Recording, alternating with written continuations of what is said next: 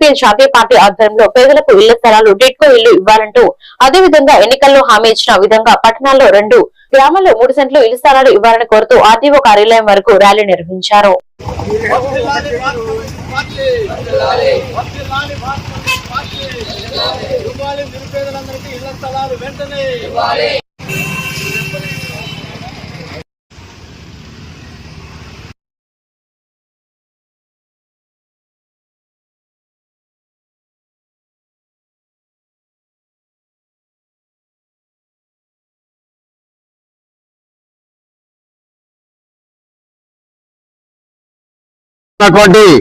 ప్రస్తుతం అధికారంలో ఉన్నటువంటి ఎన్డీఏ ప్రభుత్వం ఎన్నికల్లో అనేక హామీలు ఇచ్చింది. పేద ప్రజలకి